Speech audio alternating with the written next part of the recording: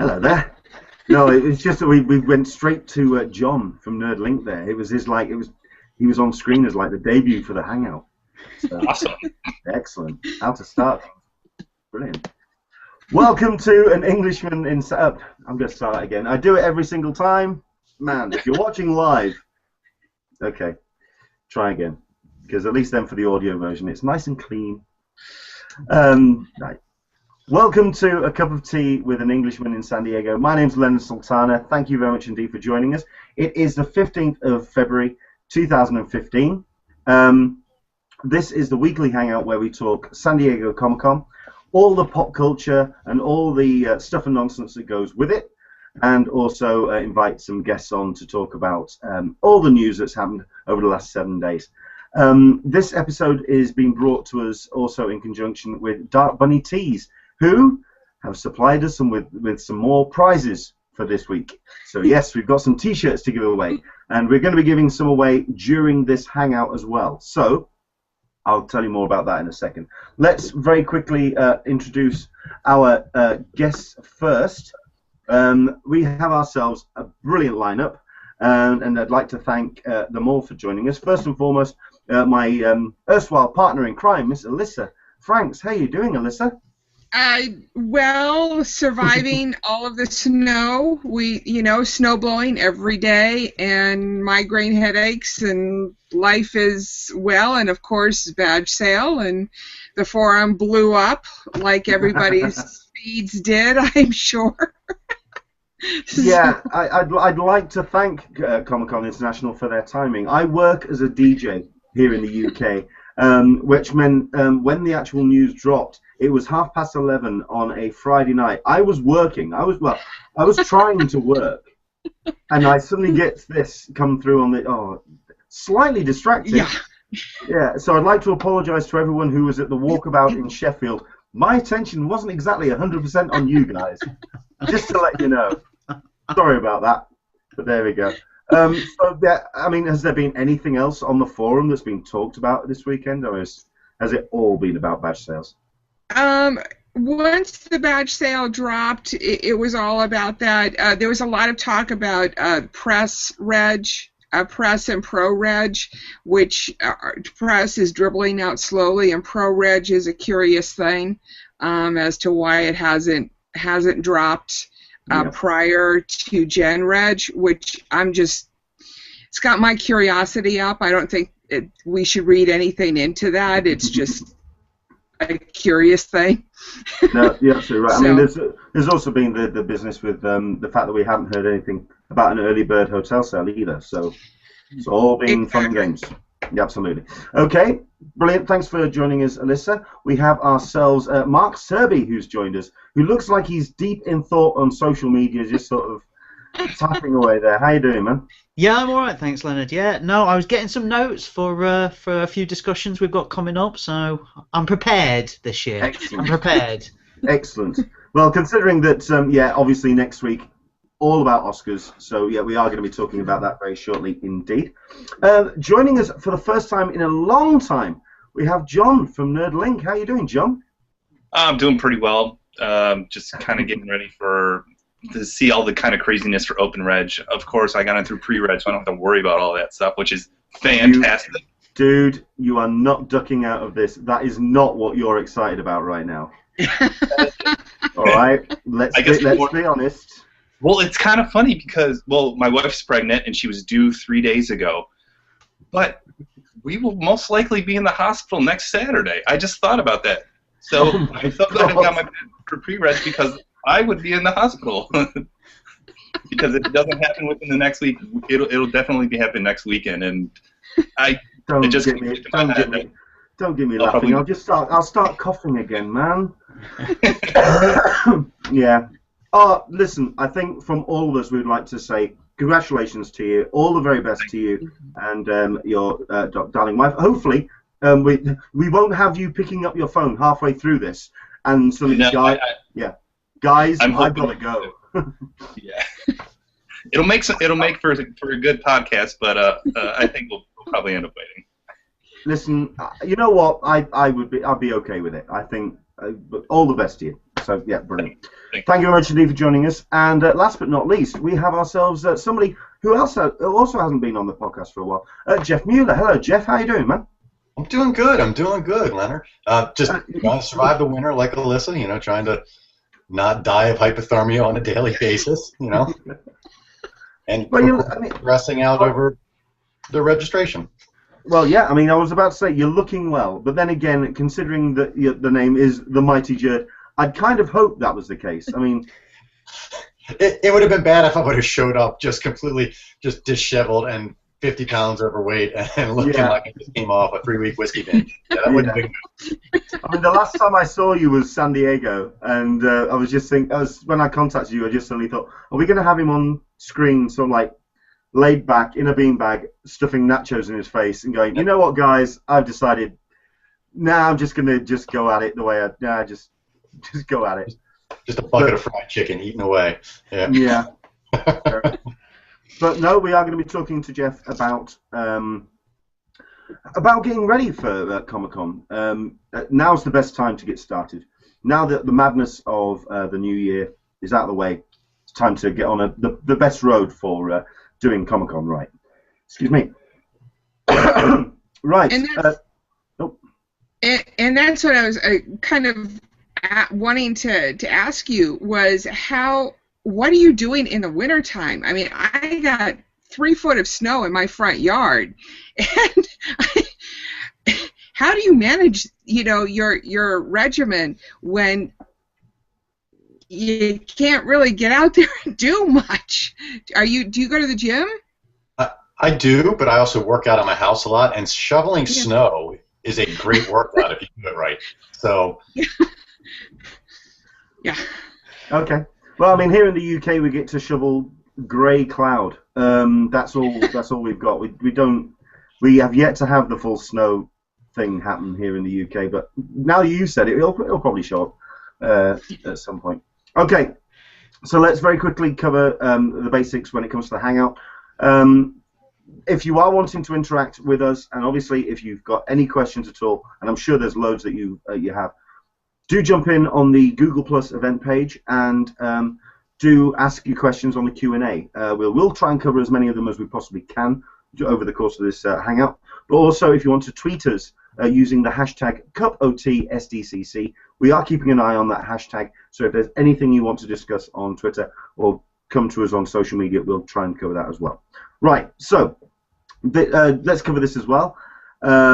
This episode has been thankfully brought to us by, in conjunction with Dark Bunny Tees, who provided us with some brilliant prizes for their Ghostbusters tee a couple of weeks back. We'd like to thank them again for jumping in on this Hangout. They have just released in the last couple of days a brilliant Foxcatcher tee, and they're also going to be doing a sweatshirt version of it as well. It's a brilliant t-shirt. If you do go to darkbunnytees.com, do check them out because it really is a brilliant t-shirt. But we have got 3 of them to give away on the Hangout today, and we'll be giving them out by the end of the Hangout during the course of this Hangout. So I'm going to ask you a question. You need to get onto Twitter, or you need to get onto we'll go via Twitter on this one. You need to use the hashtag FoxcatcherComp. Okay, so that's Foxcatcher COMP. All right, we're going to ask a question, and the question is this: Foxcatcher is up for 5 Academy Award nominations next week.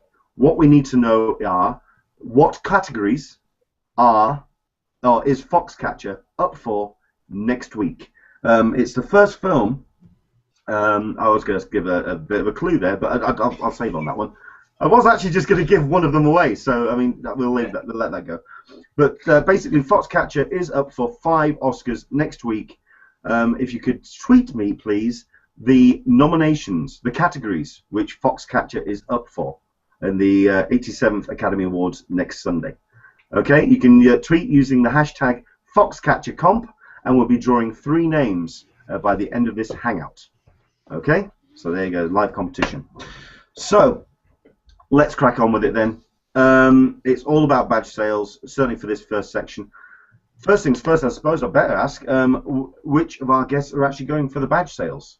Who's actually going to be taking part in the open online registration? I am, unfortunately. Okay. You say unfortunately. You don't make it sound like it's a barrel of laughs, like everyone else. I mean, we all have such a giggle taking part in the badge sale. Do you really have a giggle? Oh yes. Well, certainly, I'm going to be doing a post in the next couple of days. I certainly have a giggle in the hour leading up to, because the yellow band, the update band that they had on the with the spinning blue circle of death. The yellow update band, whoever manned that last time was brilliant. So I have a laugh. So yeah, okay. So Jeff, you're up for it. What badges are you aiming for? Are you literally is this now all of them at this point? This is. I just need to get my badges because pre-reg was a bust. So just diving in back in with the general masses, and it's stressful enough doing pre-reg. I forgot how stressful it is doing just open registration. Just the not knowing is I mean, I know they can't do better with the process. It is what it is, but it doesn't change the fact that it is extremely stressful for those of us that want to make that a vacation. Sure. So. Right. I mean, it also doesn't help that it's just sheer mass. That's all it is. Right. I think the process itself is now they've done really well on streamlining it as best they can, but it is pure numbers just hitting that site. Okay, so I mean, what have you done to prepare for next week then? Well, I mean, I made sure I had to cancel some plans. You know, I had stuff to do, but unfortunately, and that's the one thing I hate about Open Reg is just the short notice you get. I kind of do wish they would give you a little more notice as to when it's going to be, especially the way they're doing it now, where it doesn't matter if the link, leaks out. If you don't have your ID in the system and you're not logged in, it really doesn't matter if they tell you a couple weeks early. I wish they would do that, but cancel some plans, spend some time on Alyssa's wonderful forum, made sure I got in on a group by group to try and maximize my chances of getting tickets, and I'm just going to cross my fingers, and both my wife and I will be manning computers from 2 different houses. Just just in case something happens with our power, we're pretty much locked in and ready to go. It's a military mission at this point. Fair enough. Which group in the forum are you in, Jeff? Oh God, I can't remember the guy's name. It's okay. I mean, there's 6 groups going on, and I think it's anywhere between 20 and 40 people per group. So I mean, and one of the things that I'm going to be taking part in is a leaders chat during the sale. So that's why I was like, which group are you in, so I can make sure, because you need to go to con. I'd be working for you to go to con. Absolutely, Jeff. You need to be there. So. Listen, I'm going regardless. Even if I don't get tickets, I'll just be hitting all the off-site events. But I would love to be able to get in the convention hall again. So even if get Thursday, Sunday, Oh yeah, sure. Yeah, I mean, I've been speaking to a couple of people online who are going for the first time and going to be going into the badge sale melee next week. And one of them turned around and said, if I don't get Thursday through Sunday, I'm probably not going to go. And I'm thinking, that's really not looking at the rest of the off-site stuff, because there is so much to see and do in San Diego throughout the course of that whole week. It's so impressive. Mm-hmm. So no, what was that, John? I think even last year I had all days, and one day I think I spent an entire day just on the off-site stuff. So if you are planning, you don't get all the dates. There's so much to do, and I'm sure there's going to be even more this year. It just seems every year it keeps getting more and more things to do, and you can spend an entire day easily, even the whole convention if you wanted to, just kind of going through the different things around there and see what San Diego has to offer anyway. Sure. I mean, it's not just Nerd HQ, but there is some. I mean, what did you get up to when it came to your website? The thing that I liked the most last year was probably the Adult Swim stuff.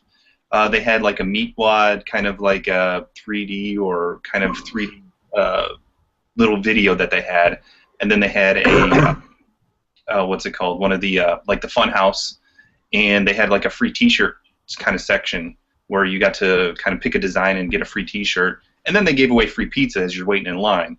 So Pizza Hut, with Teenage Mutant Ninja Turtles coming out, they gave out free pizza to everybody, and you pretty much just could kind of keep going until you weren't hungry anymore. But that was just in that one section. Then Nintendo had a really cool thing over at the Marriott where you can play demo all the games. I went along to that, and I mean, they just took over pretty much that entire floor, didn't they? It was just incredible. Yeah, you don't need a badge for it. It's anybody can go to it, so it's a lot of fun. Yeah, I agree. That was a lot of fun. I mean, if there was any other off-site events that you went to, if you went last year, if you're watching, if you want to throw in on the Q&A, yeah, let us know what you went to see. Hopefully, we're going to be seeing it again. We haven't heard anything about Nerd HQ this year. There has been a couple of reports that it may not even happen in 2015. There's been one or two question marks over its happening this year. But fingers crossed, because I think it's now become almost an integral part of what Comic-Con is. So very much looking forward to that. Got a couple of questions in already. We are going to be talking Spider-Man. That was going to be one of the big pieces of news we were going to talk about this week. Strangely enough, it got bumped down the list. So. Yeah, don't worry, we are going to be discussing Spider-Man. I mean, if you want to have a think about this question, who is your favourite candidate for the new Spider-Man? Have a think about that, because obviously Andrew Garfield is out as part of the new arrangement, which is unfortunate in my opinion. There we go. Ian O'Hara is watching, saying, Leonard, what are your plans for next week's badge sales? Just to let you know, I am going to be attending as press. This year, the word came through. I'm going to be wandering around and speaking to a bunch of people in a kind of official capacity. But that does mean that I'm going to be watching the badge sale next week, kind of like from a press perspective. I'm going to be keeping a close eye on what's going on, and obviously I'll be tweeting about the headlines of what's happening. Hopefully, fingers crossed, it'll all go pretty smoothly. We'll see how that works. Michael Leventhal. Hi, Michael. How are you doing, sir? Talking about offsite, saying that Game of Thrones was a big draw for him. Hunger Games and the Gotham zipline as well. Some great suggestions there. I mean, hopefully we're going to be seeing some more happening on that grass section outside the Hilton Bayfront. So, I mean, that's another thing that seems to have now become a fixed something that is now part of Comic-Con. It's the way it is. So that's cool. Is there anything that you got up to, Mark, at Comic-Con, other than the actual convention itself?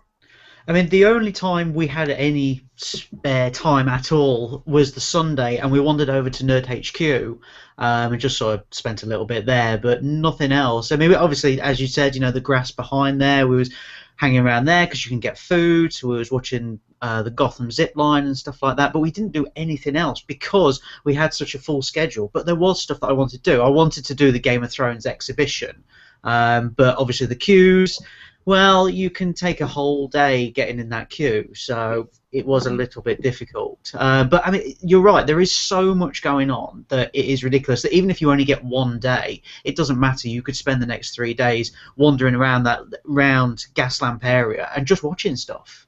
Sure. I think it's just, yeah, you're right. Not only that, but it's even people who do get one day. Don't give up hope, because there's stuff to do. Right, let's concentrate on the actual badge sale itself then. So it's all about the waiting room, and we're going to be receiving our emails as of Tuesday, which is the 17th. What that email will contain is your member ID and also your registration code. That is going to be important because it's going to allow you access into the waiting room, which will open an hour before the actual badge sale starts, which is on Saturday. Now, that's at 9 a.m. People are going to have to keep an eye on me for times on this one because obviously different times across different time zones. So 9 a.m. Pacific, noon or midday Eastern, and 5 o'clock GMT. So an hour before then, you can kind of lazily wander in and just type in the registration code that you were sent in your email, and then everything starts getting a little bit stressful from that 9 o'clock. I'm just trying to think what we can talk about really when it comes to preparing for this. I mean, first things first, I think making sure your browser is up to scratch. I think is a good tip. Now this member ID. Member ID. Yeah, making sure that. Member ID now. By now, you probably are kind of SOL'd on that one because I think they closed up member ID creation. So if you don't have it, you could be out of luck for this year. Which yes, you are. Well, unless they have the a resale, which will be curious to see whether or not they've got a sale of return badges, since they're doing all of the sales so early this year, unlike last year, whether or not they'll actually have enough badges to do the return sale come June. Well, they didn't have a return sale last year, did they? No, they didn't, and I think the reason why they didn't have it was because they had so many sales late in the season, and everybody knew what their plans were going to be. I've seen a number of people reporting who did pre-reg already reporting that they've had to return their badges. So it makes sense that if you have people buy your badges 9-10 months in advance, that plans will change and they'll do return badges. Now, whether or not that'll all translate into an additional return badge sale, we don't know that yet. So I think there is so much still up in the air. Yeah. This part, I mean, from hotel sales, how much the hotels are going to, because the prices more than likely will be going up again for 2015. What that impact is going to be, considering that we're now no longer using our hotel rates to contribute towards an expansion to the convention center. But how that's going to affect all this, it's still a little bit up in the air. I think the only kind of definite kind of certainty is going to be this badge sale for next week. Tanya is watching. Hello there, Tanya. Hamilton Fletcher saying, hi all, predictions for time it will take for badges to sell out this year. Very good question, considering that last year I think you were looking at, I'm trying to recall now, was it 40 minutes for 4-day in preview, and I think an hour and a half, pretty much done and done? I think something like that, right around there. This year for pre-reg, it kind of went really quickly. I think it was maybe like a half hour, 45 minutes, and it was completely sold out. Yep. And so either they had a very limited amount of badges, or it just went that smoothly. Where I think this year the open registration could even be done in an hour, hour and a half, and then even quicker. Just because that's a good point, John. That whether or not the effect of all of the people who are in groups contributed towards the badge selling out faster, or whether or not they had less badges. Yeah. I'm curious to see whether or not it used to, if it was 40-60 before, whether or not it's 30-70 now, which would mean, if that's the case, if pre-reg got less badges before, that means that it'll take longer to do the sellout. In addition, it's 3 per person this year. Wasn't it 4 last year? Am I misremembering? I think it was. Or maybe it was the year before it was 4, but... Year before was certainly 4. I'm trying to remember if it was yourself and 3 others last year. I think last year it was yourself and then 2 other people. 2 other people. Well, that was for pre-reg. But for gen reg, I thought it was 4 total. I don't remember that, but you could be right. Yeah, I don't know. I could be wrong too. It happens. So that's one of the things that I'm going to be looking at. Is how quickly does it sell out. So good point. Maybe they've just kind of they all may have also just improved their whole system, get more bandwidth, and can kind of get people in there as well. But I'm not a huge fan of the whole lottery type system. I've never been a great fan of it, even though I've gotten badges every year. But it seems to be running a little smoother. And the biggest kind of advice I would give people is work in groups. And it sounds like the forum is doing. Work with other people, because it just gives you that many more options and chances for you to actually get a badge. Sure. Very quickly, I have had one or two people talking about the competition. Sorry to bounce away on this one, but we'll come back.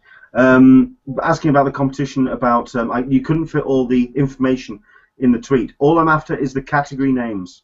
I'm not wanting who's actually nominated. I'm just wanting the category names, please.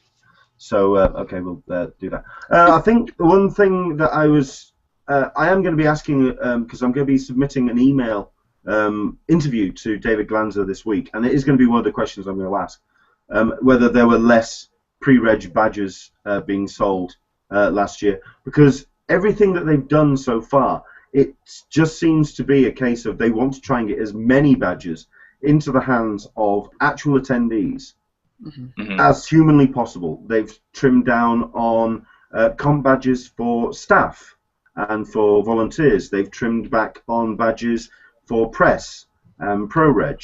They've really just trimmed that whole bar. They've just shrunk the percentage down as much as they possibly can, just so they can get as many attendees, actual fans walking through the door. Which fair play. I mean, I fully respect them for that. We've got Artemis, who has turned around and said, I picked up my badge during pre-reg by a friend trying for open reg, and he's a first timer. Any tips that I should pass on to the newbie? I've got a few tips if you want, Leonard. Go for it, Mark. Okay. I was going to say, when I first started, that was 3 years ago, I had a notepad, and on one page I had all of the information written on this pad, even my name. I wrote down my full name, because the thing is, when you're under pressure, you can spell it wrong. There's no two ways about it. So everything on this one piece of paper was next to my computer, along with my credit card. There was nothing else on my desk. So, I mean, that's how I've always done it, is one piece of paper with the relevant information, nothing else, all in capitals, and the credit card. That's it. No distractions. No. No Furby. No. No YouPorn open on a window somewhere. It's laser focus. Sorry, I didn't hear what you were saying. The last website? I didn't understand what that last website was. I think it was Crazy for Comic-Con who told me about it. I've never heard of it myself. But there we go. Alyssa, you were going to jump in. Yes, I'm going to be posting momentarily a link to the video that CCI produced a couple of years ago, which was for the first time they had this process with the waiting room lottery. And so the specifics won't be the same, but the process will be the same. Sure. So you'll get an idea of what the screen is, what information you're going to need to provide, when it will come up. Sit down, rewatch that. Just watch it and watch it and watch it again. And make sure Mark was saying that he writes it down. I have a copy-paste, so I've got a text doc up. So I'm just copy-pasting in. You've got 15 minutes once you're in. That was going to be my tip. Yeah. Once you've gone through the waiting room and you're in the actual badge buying process, breathe. Slow down. Yeah. Like Mark said, I mean, 3 years ago when the waiting room wasn't introduced, it was all about getting your information as quickly into those forms, because you could easily lose the badges while the form was open. Now, the badges are locked the moment that the available badges are locked to when you open up your session in the badge registration, which means you've got 15 minutes to just slow down and make sure you get all the information in there correct. Once you, from my understanding, how it goes is you enter in the first badge that you're going to buy, and then you select how many badges total you want to buy, and the first name is filled in. So the point being is that once you select 3 badges, you're locked in for those 3 badges for that 15 minutes. So you can input the names and the credit card numbers without the stress. We didn't actually have a guess. We've just been reminded that.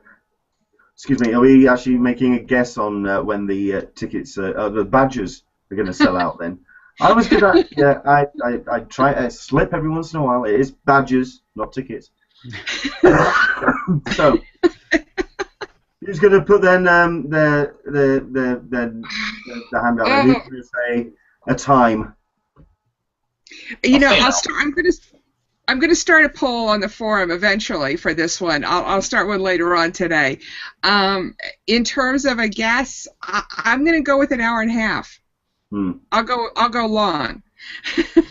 No, I think I'm going to have to. I'll go along with that as well. I think there's more people wanting badges. The number just keeps rising and rising. But I think they are trying to put more badges into the pot. So I think that kind of like offsets it. So I think about an hour and a half. Yeah, we're going to be done and dusted. So I'm gonna throw my hat, say about an hour, hour 15, and I think preview night's going to be gone in like 20 minutes. That's preview nights. Yeah. I think that's one of those things that they've really been clamping down on preview night. They've just been making. I don't think you're going to be seeing many stickers this year. That's for certain. Mm-hmm. So yeah, hopefully we're not scaring the cack out of you, Jeff. Really, you've gone very kind of like this look on your face as if to say, "Oh God." Well, it's stressful. I mean, that's really what it boils down to. Is it's something you know you really want, and it is all. It's just a lottery. It's all strict luck. No matter how much preparation you do, you can still just come up short, and it's stressful. You know, I'm convinced that magically I will somehow be bestowed a badge. You know, even if it's for a day or two. And that would be my advice for someone who's brand new, and you touched on it earlier, Leonard, is even if you only get 1 or 2 days and it's not the day that you want, go anyway, experience the convention. There's so much offsite going on. San Diego is a wonderful town. It's a beautiful time of year. Not to mention the fact that if you go that one day next year, you're eligible for the pre-reg. So don't be that guy that's like, oh, if I don't get all 4 days, screw it, I'll try again next year. That's kind of silly if you ask me. So just enjoy what you get. It's overwhelming anyway, so there's going to be so much to do. And don't stress out over it, and just. I think the quote, Jeff, is "Don't be that guy." Yes, yeah, don't be that guy. But if you are that guy, that frees up more tickets for me. So I'm kind of torn. I don't know. No, I think the other. I mean, I even say this about preview night as well. That people do get very hung up about preview night, that it's not a full week if they don't get the preview night as well. I think there's so much stuff happening, and Comic-Con starts at least a day, the Tuesday and Wednesday, so it's all over town. So unless you are absolutely wanting those exclusives, or you are absolutely wanting to get into see those TV show previews, which I don't know. I mean, they'll be kind of like floating around with other. I mean, they've been doing panels for those shows throughout the course of Comic-Con, the actual Comic-Con actual. So you will still get the chance to see those first looks at those shows. So I wouldn't have the hang up about preview night as much. In my opinion, preview night is, if you get it, great. If you don't, that's fine. Yeah. If you're looking for I mostly go for kind of the exclusives and stuff. And even if you get preview night, if you plan on going to Hasbro or Mattel or any of the big name ones, and you just have a normal badge, and you lined up, you probably won't get in. I'm not saying that you won't, but there's a very good chance, because I've had friends that were at the front of the line. They didn't get anything because people got in there beforehand. There's a lot of, especially if you're a new person to San Diego Comic-Con, don't think that just because you're in line you're going to be able to get it, because there's going to be 100 people inside already before the doors even open. So can we just talk about the Funko booth? I am still upset about the Funko booth. A year later, and I'm upset about the Funko booth. Funko is. I've got my issues with Funko, but that can be an entire new podcast. Totally. So the point, but to dovetail onto what you're saying, it's a great night for picking up all those secondary exclusives, the Exactly. the pins, the Firefly keychain, the the comics, Marvel, those kinds of things. If you're into the kind of designer vinyl toys where they're still popular but not as popular as some of the big booths, it's a great time to get all of those exclusives at once. But if you don't, go ahead. After you, Alyssa. No, I don't. I forgot what I was going to say. It's your turn. Fair enough. Well, I mean, I think we all had a lot of issues with Funko, but then again, this is what happens when it has become the big draw. Certainly, that back wall. We once again remind you that we have had contact with Funko, and we will be having a representative of the company on the Hangout at some point between now and July, and hopefully some freebies coming your way as well. So keep your eyes open on that. Tanya has made a very good point when it comes to preview night. I volunteered preview night last year and had a great time. Hope to do again this time in 2015. Volunteering is a great way to experience preview night, because you kind of see it from kind of behind the curtain, as it were. You see it from the other side of the other side of the maelstrom. I volunteered preview night last year, and I had a great time. If anything, for telling people off, it was great. No, don't do that. No, don't. No. You want to come back and try and swap your bag for the bag that you want? No, go away. Go away. Yeah. I have a taser. No, I don't have a taser. Don't lean against the wall. Don't lean against the wall. Some of the people at conventions, though. That's all right.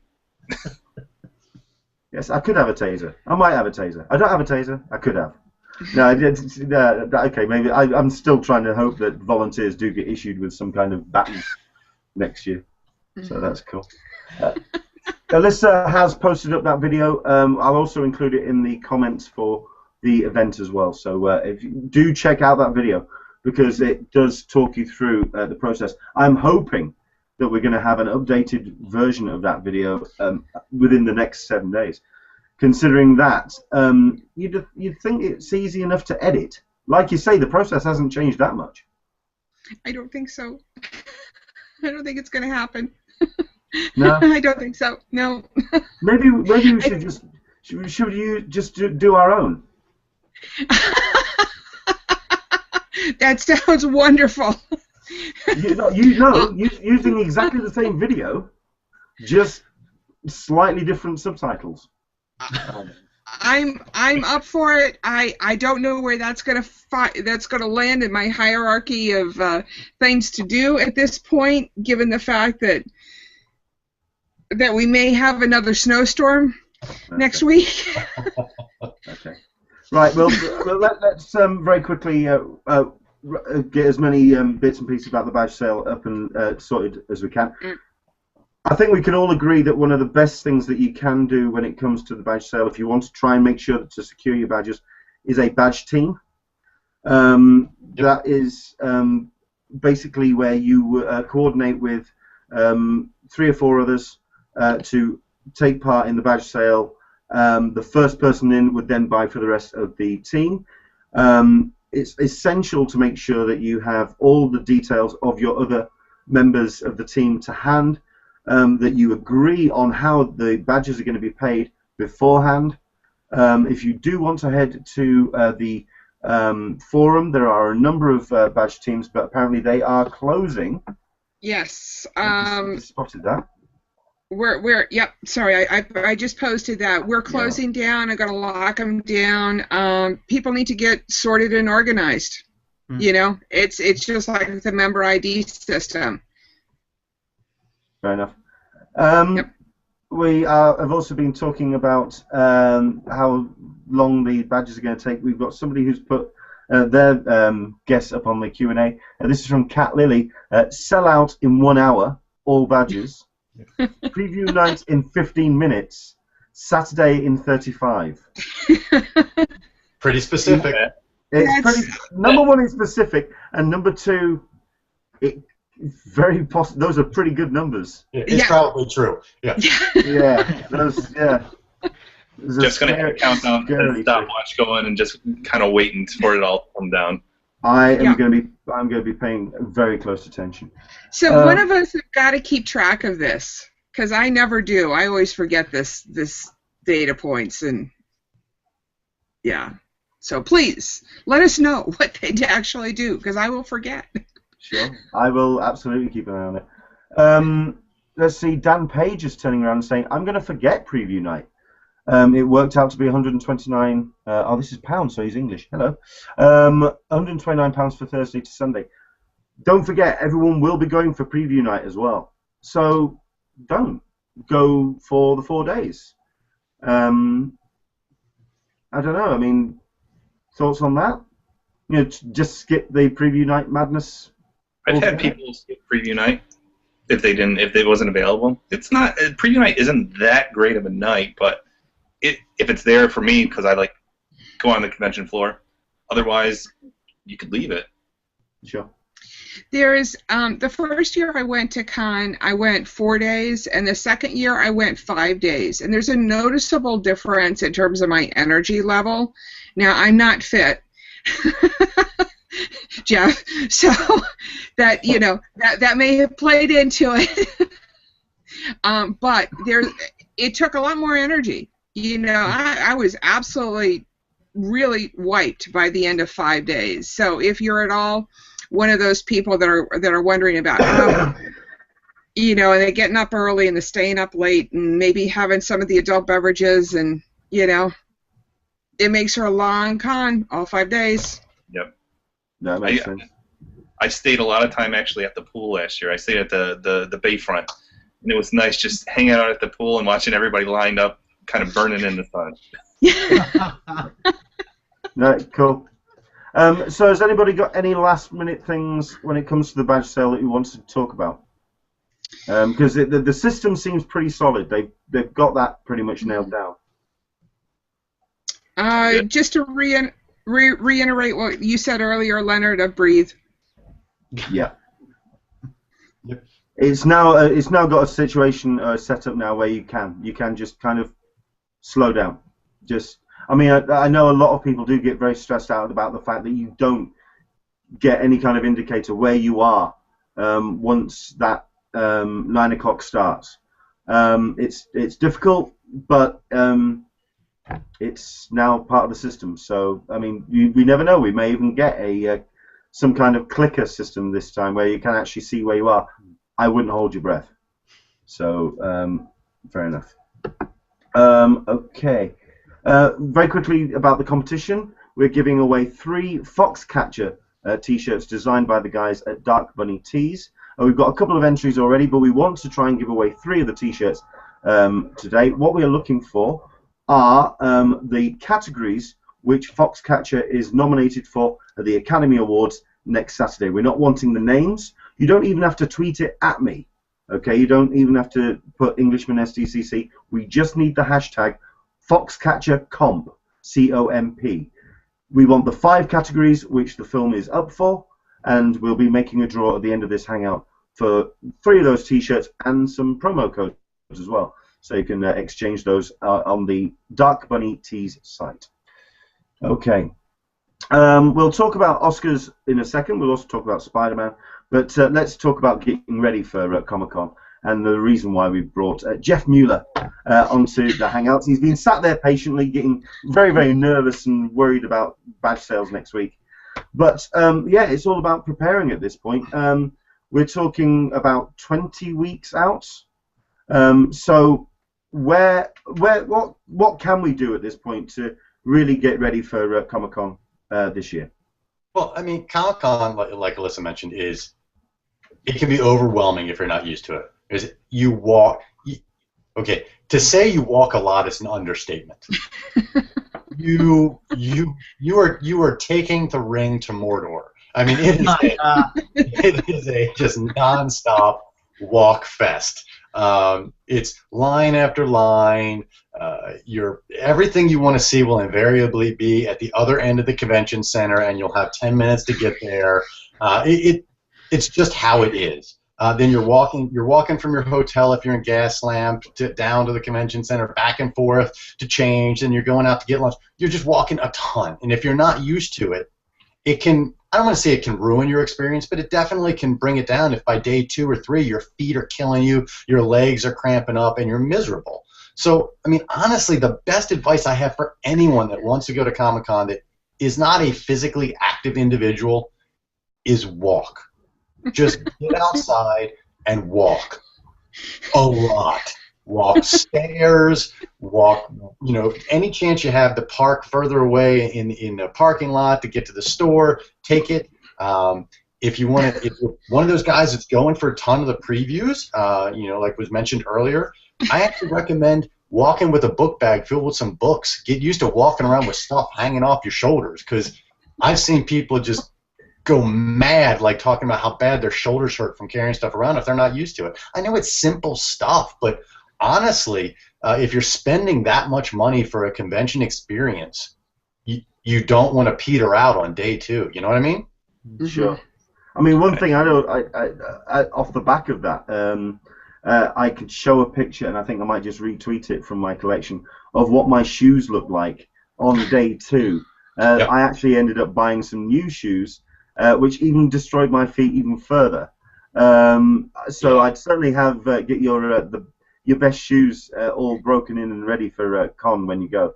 I ended up acting like a complete newbie last year. I went with what I thought were my most comfortable shoes. They fell apart by Thursday. Oh, it was awful.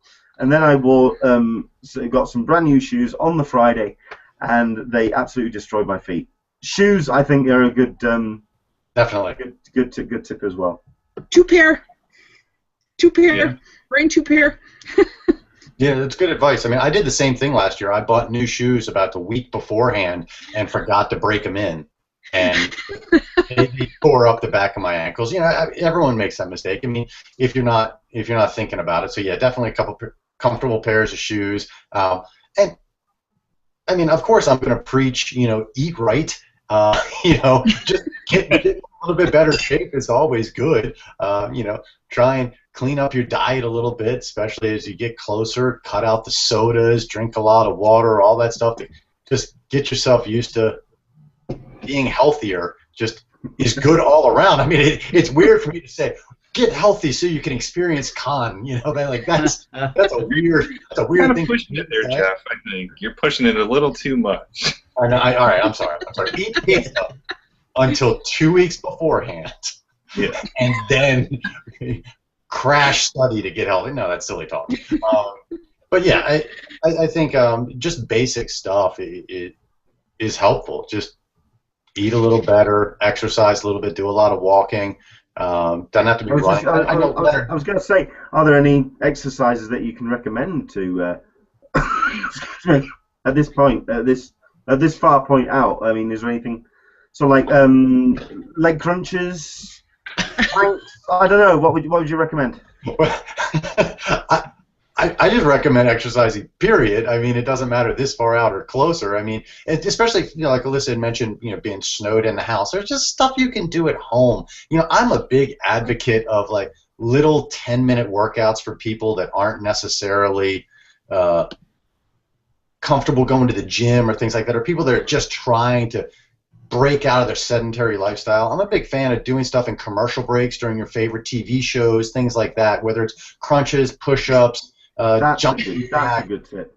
Yeah, just lunges, squats, those sorts of body weight exercises, and just... So, Jeff, okay, Sure. What can I do in 10 minutes at home when I'm snowed in? Key phrase of snowed in, and I haven't shoveled that day. So, and a cardiovascular focus, not really weight, just cardio, getting the lungs going. Sure. 10 minutes? What would you, yeah. In 10 minutes, you should be able to bang out, let's say, at a beginner level, I would say, do 50 jumping jacks, a couple of push-ups, probably 20, 30 lunges, maybe 20, 30 squats, 15, 20 sit-ups, and then if you finish that before your 10 minutes is done, cycle back through again. And then if you want to be really, really aggressive with it, throw in some stuff like maybe do some burpees. If you have a jump rope at home, jump rope is excellent to do. You throw on your headphones, watch your favorite show on TV, and just jump rope for a while. All that stuff doesn't take up much room, and it's great for you. It doesn't take anything more than some willpower and a little bit of breath. Cool. Well, I'd like to recommend, if possible, Jeff, in the next sort of week or so, if you could do a post on stuff that you can do in the house using household.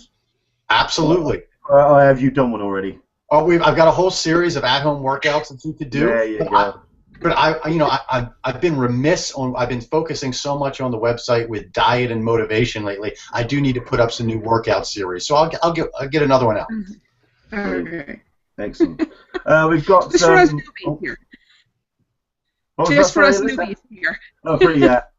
I keep saying every year that I'm going to. I try and. I mean, let's put it this way. My last McDonald's was back in December. So I'm cutting fast food and sort of takeaways out, and I'm doing my best. And I do remember one tip as well that you gave me regarding, because I was trying to change my diet and have cereals on a morning, at which point you just turned around and went, possibly not the wisest idea, purely because of all the stuff that they put on cereals to keep it fresh and to keep it crunchy, and to just eat fruit. So I'm on the apples and the orange to start a day. No, it makes more sense. Let's put it that way. A little protein and a little, some vegetables / fruit in the morning is the way to go. Cool. Dan Page has actually turned around and said, "Where can I have a look at that workout?" Well, I think the best thing to do is actually just go to Jeff's page, which is it's the Jerd.com. Jerd.com. There you go. There you go. I'll go ahead and I'll tweet out the links to the at-home workouts in a couple minutes here. Excellent stuff. Let's just because I'm just keeping an eye on the competition as well, because we have got a couple of entries. But if you do want to take part in that competition, once again, we're looking for the 5 categories that Foxcatcher is going to be nominated or is nominated for next Sunday. We're not wanting any names. We're not even needing my name tweeted to. We're just keeping an eye on the hashtag FoxcatcherComp. So there you go. We will be handing out those T-shirts by the end of this Hangout. So thank you very much indeed for joining us on that, Jeff. Once again, do check out thejerd.com. That's THEJERD.com. All of the exercises that he talks about are on there. And he will be, of course, over the course of between now and July, talking about how you can certainly ramp up as you get closer to Comic-Con, because it is all about getting prepared for it now. Okay, let's see what we've got here. Michael Leventhal. Actually, this is something that he could possibly jump in on. Michael Leventhal said he bought some knee braces, and they help. I kind of see where he's coming from, but I'm just thinking that perhaps the exercise to kind of have a good basis to go on, I think, before kind of strapping yourself up. Well, no, I mean, if you're not used to walking a lot, and if you've got bad knees, or maybe you're a little overweight, or as you're getting older, maybe arthritis is starting to set in, like some neoprene leg sleeves and things like that are great. I know I wear them occasionally when I work out, just if my my early onset arthritis is acting up in my knee. You know, I think those things are a godsend, and they're relatively cheap. There's no shame in that at all, whether it's a knee sleeve or an ankle sleeve or something. If that helps when you're walking, you know, it'll keep it nice and warm, a little support. Yeah, definitely. Definitely a wise investment. Cool. Excellent. Right. Well, let's see what else other people are talking about on the Q&A. Robert Thornton's turning around saying, "Why are we sharing all of our good tips? It's not hard enough to get tickets. Now we give away any advantage we had." That's what this Hangout is for. This is for people who want to come together and help each other. So it's all about supporting each other, not just kind of batting each other away with sticks. We saved that for the Friday, for God's sake. Let's see what else we've got on here. We've got ourselves Ian saying, "So who's all ready for One Direction during Comic-Con this year?"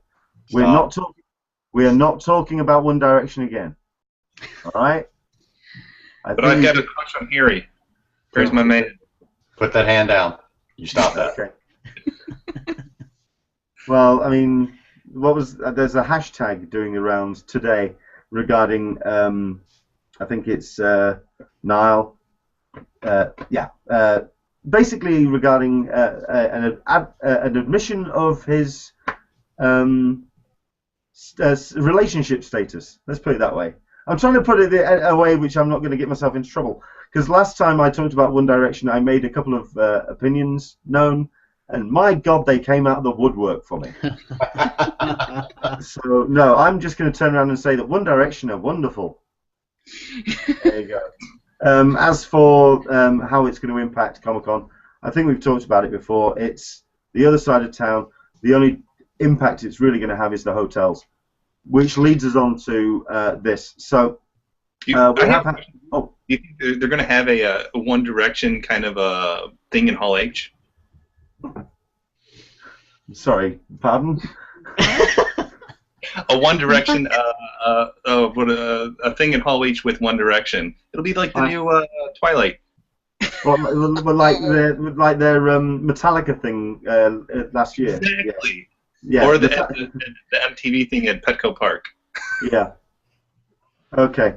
I'm so glad that I wasn't drinking when you said that, because I could have spit take over everything at that point. I want to clear up one thing. You said it's not going to impact, and it will impact the commuters. Okay. The New Direction concert will impact commuters who take the trolley in and park up in that area.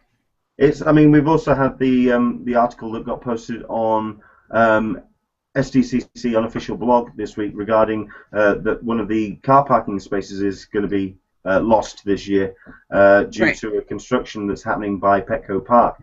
So that's another piece of pressure when it comes to parking in San Diego. So that's going to be slightly awkward. So let's see. Right, let's. This is good. This Hangout's taking longer than I thought we were after. So. Let's very quickly. Spider-Man. Spider-Man. Yeah, let's do that. We're going to do Spider-Man, and then we're going to let Mark let rip on the Oscars. So let's do that. Yes, Monday was what I thought was going to be the big news of this week, which is Sony is allowing Marvel Studios into their process of creating the new Spider-Man. What was everyone's take on this when they saw? I mean, who's the big Spider-Man fans amongst the guests? I do love me some Spidey. I'm not gonna lie. I mean, I was happy to see it, and it makes sense. I mean, it 100% makes sense that, you know, Marvel Studios just can do no wrong right now. It is a juggernaut of unstoppable, of an unstoppable nature, and the money it generates is obscene. Sony would be stupid to keep fighting the battle. Just give in and join the board and reap the benefits. I think everyone wins in this situation. There's no loser other than poor Andrew Garfield. I mean, he's the only one. He's the only guy that's missed losing out. And honestly, I know you're a fan. I didn't think he was that great of a Spider-Man. I mean, I think he's a great actor. It just wasn't a good fit for me. So I'm kind of really happy to see something new, and I'm crossing my fingers that we get Miles Morales. I don't want Peter Parker again. Well, that is actually part of the press release that came from Sony, that it is going to be extending or carrying on the story of Peter. Yeah, you see, it actually mentioned Peter specifically, unfortunately. So I think with a new iteration of Spider-Man on screen, they just want to try and keep some kind of continuity. I really got wound up by all the posts turning around saying that Spider-Man is returning to the Marvel family. Spider-Man is back home. He's not, by any stretch of the imagination. Chill your boots. Spider-Man is a Sony property and will remain Sony until they decide to sell out or sell Spider-Man completely out. But they are allowing Marvel to get their creative officers involved. Kevin Feige is going to be involved in co-production of the standalone movie in 2017.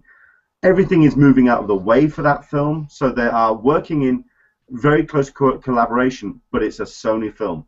Never forget that. And quite frankly, they haven't exactly had the best hit rate when it comes to doing what they need to do for Spider-Man. I mean, what's your take on this, John?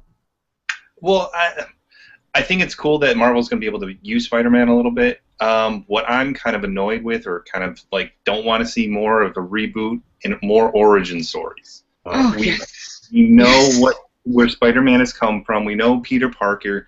We don't need to see Uncle Ben die every third movie because they want to give a new Spider-Man person. Just either continue it. I wouldn't mind seeing, if it is still Peter Parker, I wouldn't mind seeing, like, I'm not saying Miles Morales, but like a Peter Parker's doesn't have to be pretty much a white Spider-Man. Just get us something new, get us something interesting, and not the same thing over and over and over again. Like with the Fantastic Four coming out, I don't know about how I feel about that, but in regards to Peter Parker and Spider-Man, just give us something fresh and new, and don't rehash the same thing that's been said over and over again. No, it makes sense. I'm more excited about the idea that we could see some of the Marvel characters in the standalone movie. That there's that kind of like to and fro between the two properties. That interests me, that there is going to be some continuity. I think that's what we're all really wanting from it. I think the most interesting part of the whole thing, for me personally, was the revelation about how much money had changed hands. Obviously, Marvel has offered dump trucks of cash in Sony's direction to try and get Spider-Man in their direction and to try and get Spider-Man back. Off the back of this deal, which is going to involve characters going backwards and forwards between the two properties, where Spider-Man is going to be having a unified look amongst the Marvel Universe and the Sony release. All of this toing and froing, and all of the, even the moving out of the way of the Marvel films, so the standalone can have that date all on its own. How much money changed hands? Not a single cent. Not a single dollar is changing hands. It's all about collaboration. It's all about what is best for both. And that shows a lot of maturity on both sides. I think that's incredible. I mean, especially from Sony. I mean, who are after the money left, right, and centre. What do you think, Mark? It's a tough one. I'm in agreement with you, Leonard, that this is a Sony film. This is not Marvel. I think Sony will be writing the film, and then they will send the script over for final approval, and there might be a couple of tweaks, but that's it. I don't expect anybody from the Marvel Universe to cross over into this film. I think it's still going to be a standalone film. It's a tough one for Sony because, you know, you take away James Bond from them and they haven't really got too much for them. So they are banking a lot on this. And I can see why they've taken it in, because Marvel, obviously, you know, they're the be-all and end-all for comics at the moment in film. But I don't know. I mean, I'm not a huge Spider-Man fan, and the last couple of films were absolutely terrible. So I'm not bothered about it, really, but it is a Sony film. That's the thing. It's a Sony film. It's not Marvel. Fair enough. And you were saying who would you want in next? I've got two people here. I'd either like to see Jamie Hector or I'd like to see Dan Stevens. Okay. I'm just going to say the two names that have been doing the rounds are Logan Lerman and Dylan O'Brien, both of which I'm not particularly familiar with. Dan Stevens I like the idea of, but I'm just wondering if he might be too old. Oh, no, I wouldn't have thought so. No, I mean, if you look at his work, if you watch The Guest, forget Downton because that's different, but if you watch The Guest, there is a very much an aggressive person there, but also he can play, the lovey-dovey type role, and obviously he takes his top off in it as well, so there's something there for those people who want that as well. But I think he would be a great fit. I think he's the perfect age for it as well. Okay. I mean, what's everyone else's take on it? And who's their dream casting idea for Spider-Man? Alyssa? No. Nothing? I'm nothing. I'm just listening. You're just listening in because you're just looking forward to Daredevil. That's all you're up for. Absolutely. You're just waiting for that to come out. And I'm keeping my fingers crossed for Constantine to get to move over to sci-fi. That's my other. Yeah, I mean that's been the other news this week that it wasn't renewed, or certainly wasn't on the NBC renew list. I think that's been on a knife edge, and I think everyone's been talking about that going over to sci-fi. I think it's probably going to be the best thing for it. The demographics, if we're shifting focus here for a moment, the demographics for the 18 to 49 age group for Constantine have really rebounded in the past couple of weeks. I haven't seen the numbers for last Friday, for 2 days ago, but which bodes well, and perhaps we will see the move. I'm hoping that we'll get a panel. If we get a panel at San Diego, I think. That's to my mind is going to be the tipping point. They may announce something, about the Sci-Fi Channel beforehand, but I'm just fingers crossed for a panel, because then I know something's going to happen somewhere somehow. Okay. I mean, it's a long time between now and July. I think we'll hear either way before then, I think. Yeah. Yeah, okay. But Spider-Man, I don't know. A lot of choices. I would like to see race-neutral casting across the board. To my mind, that's the way to go. So I'd love. I don't know if I'm a big fan of the female Thor, but but I definitely race-neutral. Sure. Well, I mean, we've had a suggestion from Ian O'Hara saying put Miles Morales on Netflix. It's a great suggestion, but I think Sony will be keeping a very firm grip on Spider-Man. So I think, I'd love to see Miles Morales. I think Miles Morales was one of the best character introductions. It was just handled so well. I think between that and Spider-Gwen, I thought that was, it was a... Oh, leave me alone. Oh no! You don't know. I'm just heavy into, and Silk is coming out in a week or two, which is the other, comic of Spider-Gwen proportions, perhaps, maybe, who knows? Speculative. All of that Spider-Verse. Apparently, there's a link which Artemis has put upon the Sci-Fi Twitter.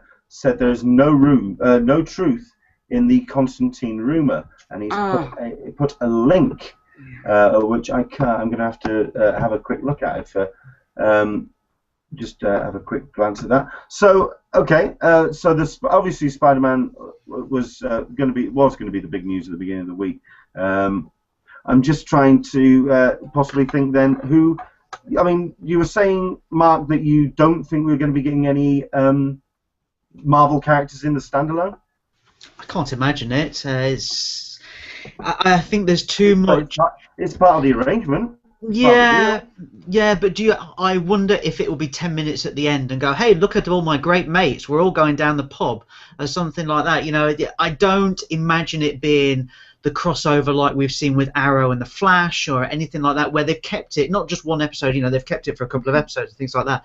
I think they want to focus on getting Spider-Man back into the big time, and if it means 10 minutes at the end with, you know, whoever if Thor turns up or Iron Man, then fine, but they need to establish Spider-Man back again. They can't be bringing all these people in because it's not a Spider-Man movie then. It's Spider-Man and His Amazing Friends, which was the cartoon in the 80s. You know, we might as well watch that instead. So I think, yeah, maybe one person, but I can't imagine it's going to be the whole host of them. Fair enough. I mean, I certainly am not going to be holding my breath that Captain America Civil War is suddenly now going to be a full-blown Civil War movie from the comics. That's just not going to happen. The tweet that went out, by the way, which Artemis has referred to, excuse me, this is from the Sci-Fi Twitter, turning around saying, "I've had." This was on Friday. Sorry, I've heard no discussion of Constantine moving to Sci-Fi. I don't know where that rumor came from. That's a shame. Who's that from? That was from the Ted Azari, who runs the Sci-Fi Twitter. That's a shame because that would have worked. It would have been good. So at this point, it really is a case of save Constantine or say goodbye. That's a shame. Right. Very quickly then, let's move on to next Sunday, which is the 87th Academy Awards. The Oscars season is here, and this is where we now turn over to Mark Searby. So, Mark, certainly when it comes to the genre stuff, which is of interest to Comic-Con fans, what can we expect from Oscars next week? Who knows? I mean, they're so out of touch. It's unbelievable. How can you snub the Lego Movie? I mean, hello, come on. Right. You know, that's it. You know, as soon as they snubbed the Lego Movie, that was it. Forget it. Yeah, there's no point watching it. I don't know. I don't know what you can expect because there's always these things. I mean, look at Selma. You know, it's been passed over and it shouldn't have been. I honestly think Richard Linklater will walk away with quite a bit. I really think he deserves it. But, you know, beyond that, it's such a lottery. And as much as people go, oh, well, you know, it's all about popularity or it's all about how much of an indie film it is or, you know, how much of a powerful film it is, it's none of those. It really isn't. It's about who's deciding what's the best film at the moment. And the thing is, it shouldn't be about that. It should really be about what is doing well. You know, what is getting people to the cinema? What is bringing all the family out? Or what is making this impact that is reverberating around the world? But, I mean, when was the last time we saw anything like that? This is the thing. And this is what I wanted to talk about, Leonard, was when are we going to see a comic book superhero movie actually nominated for a Best Picture? I mean, the closest we've ever been is Heath Ledger, obviously won for The Dark Knight, which is fantastic. But when are we going to see one for a Best Picture? I mean, it's about time, surely. Okay, you know, there's some, you know, Spider-Man, maybe not, or whatever else. Thor, maybe not. But there are films out there. I mean, you can't say that The Avengers isn't an entertaining film and it doesn't push boundaries or anything like that. It is a film that you really should be up there because you've got to remember Best Picture is up to 10 films and they changed that the year after The Dark Knight wasn't eligible. So are they still pushing it out? I think they're still pushing out. I think they have no interest because they don't think it doesn't fit in with their, you know, their idea of what a good film should be. Oh, we can't nominate, you know, The Avengers because look at it, it's all just guys in dresses in front of green screens. It's not doing anything. When in fact, we all love it. This is the thing. And it brought people into the cinemas who weren't nerds and geeks and stuff like that. And it basically did that. I mean, The Dark Knight pretty much changed comic book movies in the multiplex over the past 5 years. It all of a sudden turned around and said, you know what, it can be cool, it can be amazing, and it can make millions of dollars. There's no reason why not. But I'm just wondering. I don't even think we have to go back as far as Dark Knight to talk about something like that.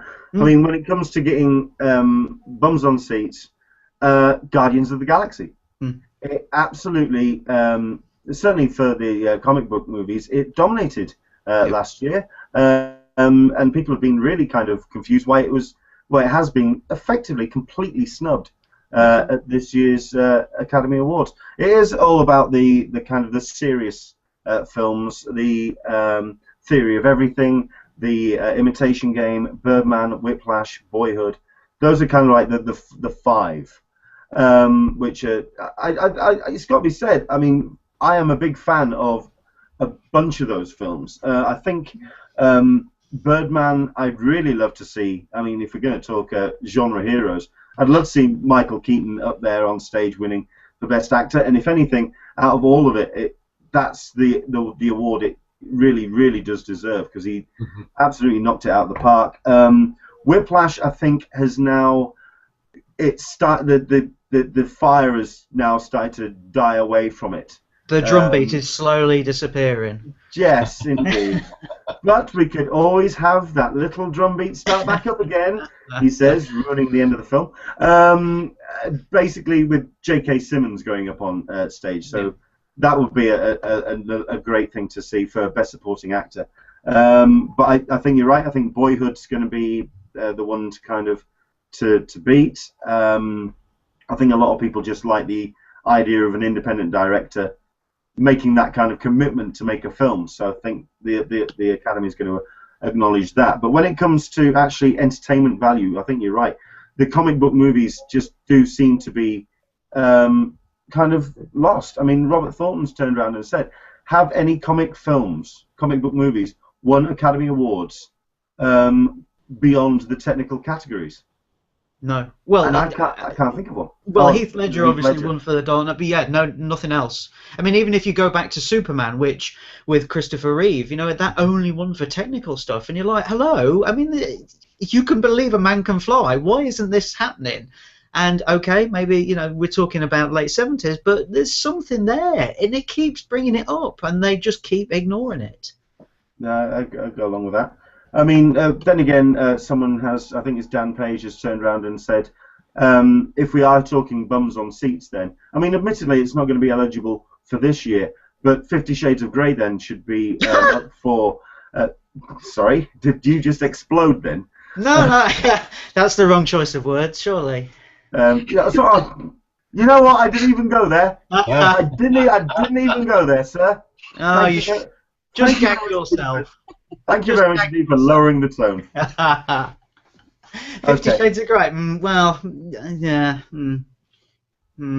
Yes, well, 50 Shades of Grey has exploded all over cinema screens this week. Sorry, what? Wrong choice of words again? What? Well, no, I mean, just because butts in seats, really. I mean, while it's a good indicator that a movie's popular, popularity doesn't necessarily correlate to quality.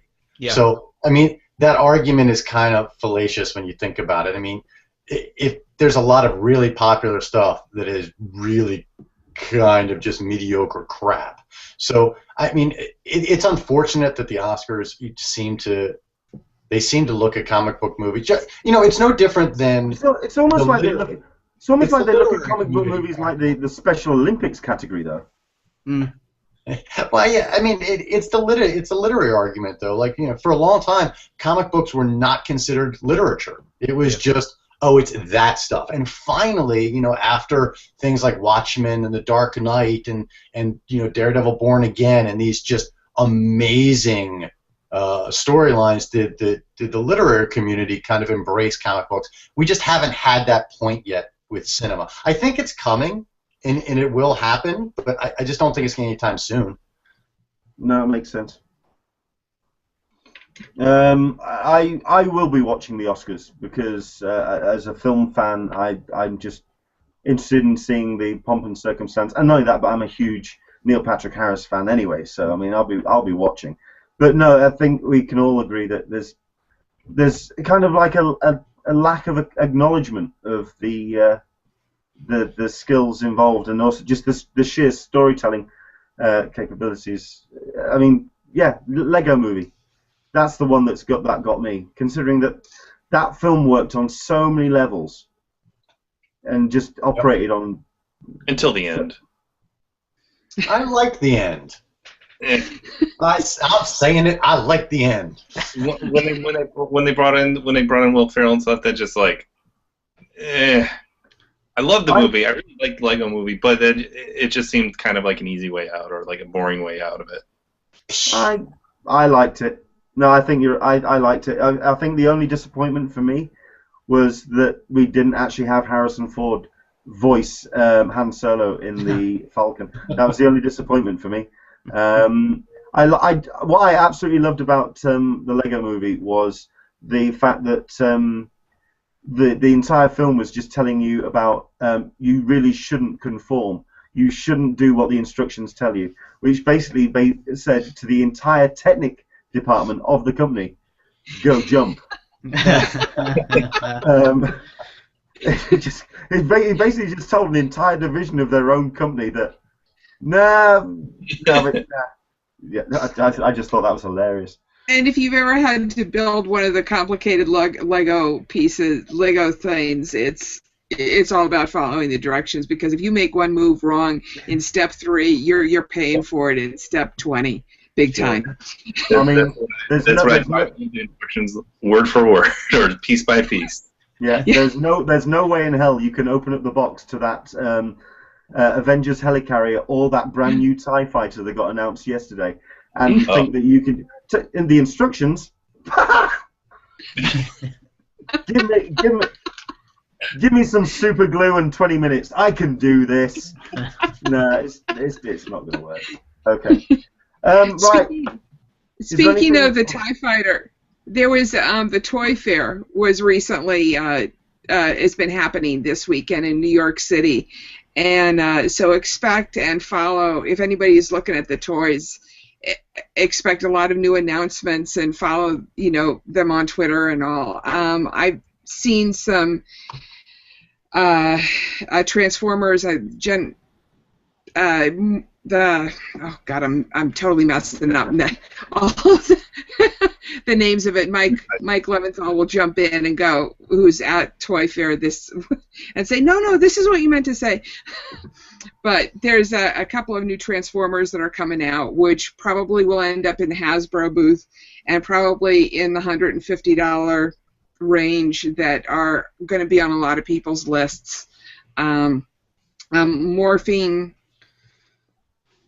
giant something. Ooh, put me down for 2. Yeah, probably. I would like a morphing power something, please. Yeah, I'll have it. Yeah.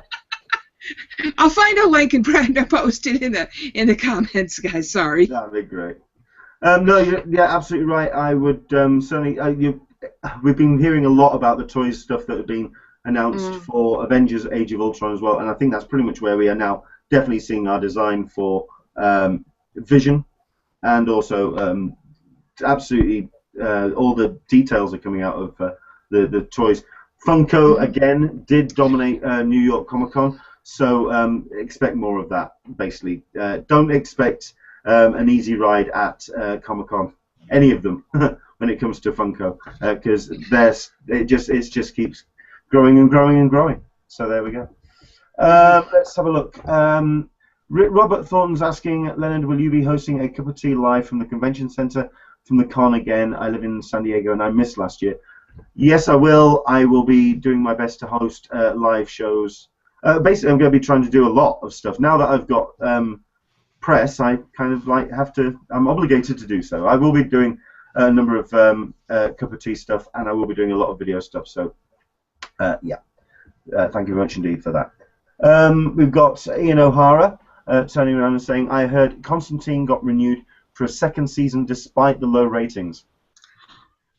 Yeah, I mean, we haven't heard any official line on that, but that would be great. It would, because I mean, from what I have seen. Where'd you hear that, Ian? Sorry? Where did Ian hear that?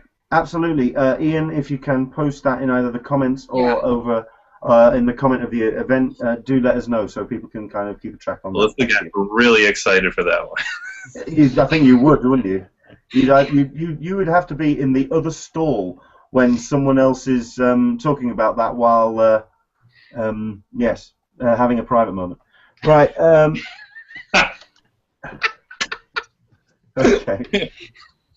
Let's see what else has been talked about. I mean, I think we wanted to talk about the badge sale, but at the end of the day, it is one of those systems that is now in place. It is stressful for the people taking part, but at the end of the day, the system itself is pretty much solid. So do check out the video. I'll make sure that the link is in the comments of the actual event page. I'll try my best to tweet it. I'll also ask my guests as well if they can find that to tweet that as well.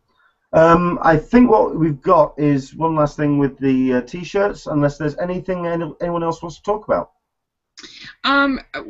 Just one more thing. Tony Cam Crazy for Comic-Con did a really nice post on getting prepared for con, and I'm going to post a link for that in the comment section. He's crazy for the number 4 comiccon.wordpress.com.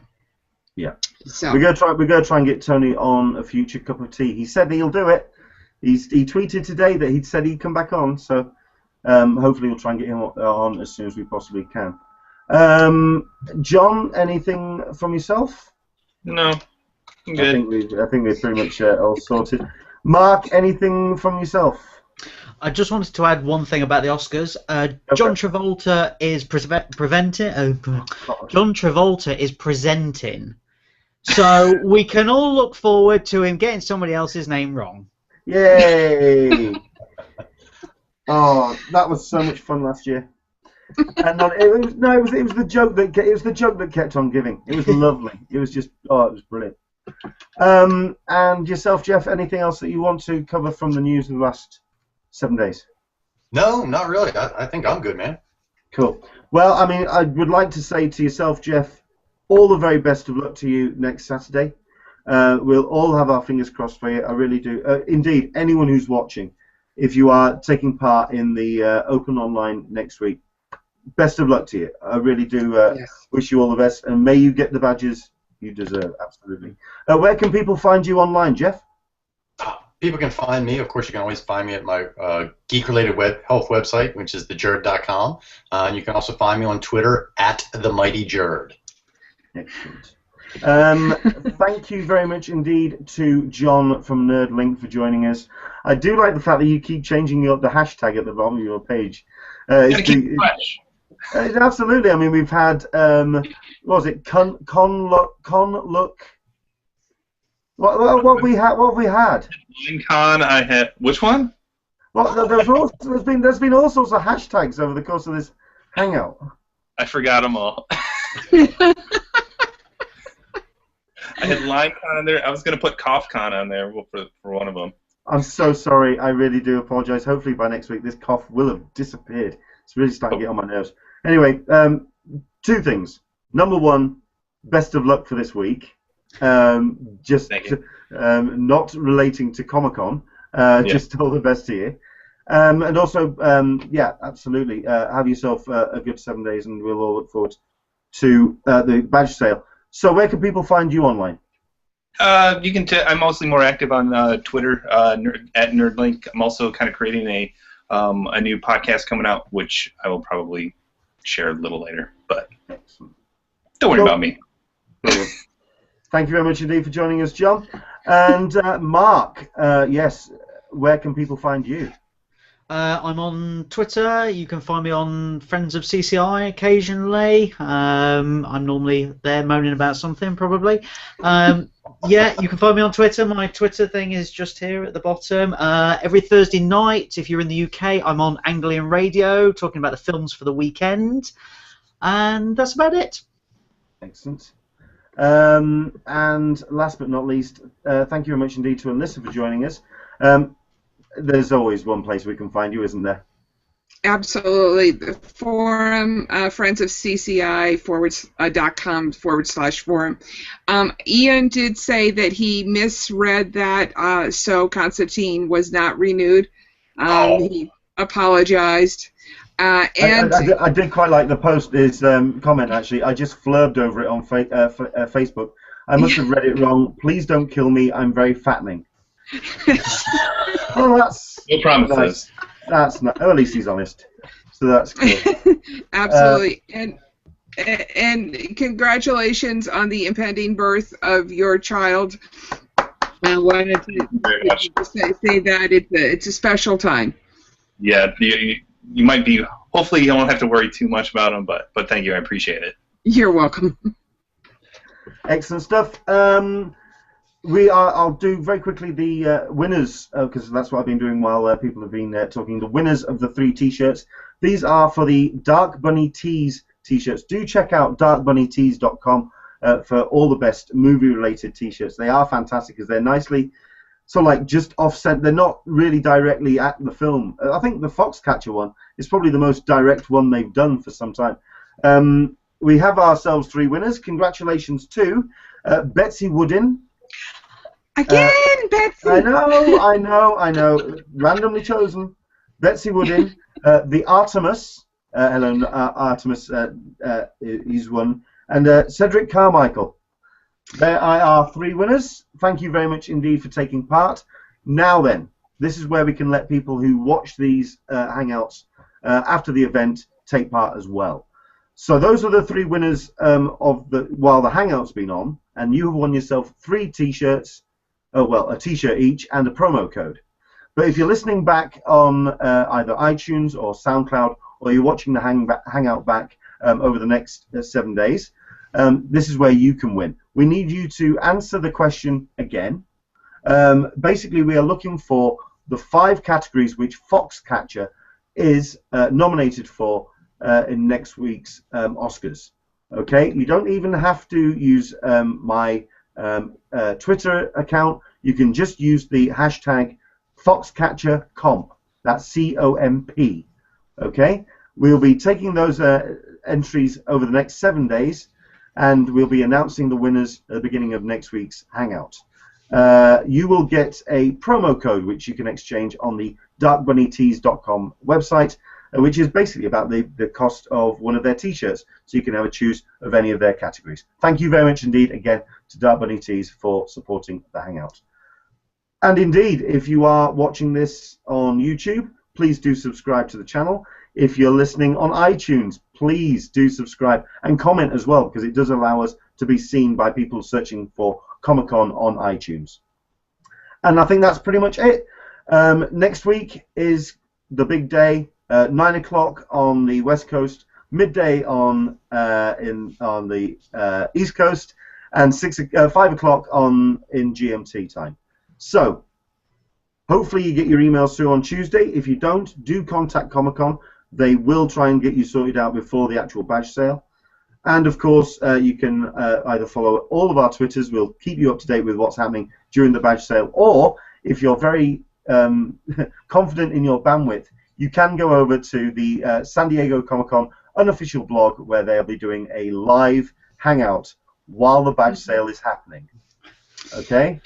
So we're going to be doing a rehash of the fallout of the badge sale on next Sunday. Next Sunday is going to be the fallout episode of the hangout. It may. I'm incredibly tempted to invite Jeff back, actually, if he's free, just to talk about. I haven't cut my wrists. Okay. If you haven't found yourself in a small corner of the room crying in a ball, we'd love to have you back, just so you can talk about how it all went. Would that be okay? Oh, definitely. Brilliant.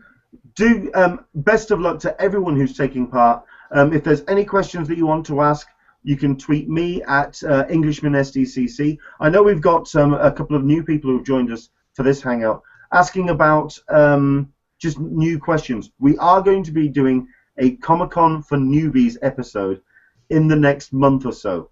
Okay, but we want to get the badge sale out of the way first. Find out who's actually going. So, yep, that's on its way. I mean, we've had some people asking on the questions, what is Hall H? That the worst nightmare. is, okay, we'll give you 2 answers for that. It is, we'll make it 3. We'll make it, it is either your theatre of dreams, your worst nightmare, or number 3 is it's a 6,500 capacity arena that holds the big panels at Comic-Con. All of this will be covered in a future Comic-Con for Newbies episode of the Hangout. Thank you very much indeed. Enjoy the rest of your Sunday, and from all of my guests, take care, and we'll see you soon. Bye-bye. Bye-bye, everybody. Thank you.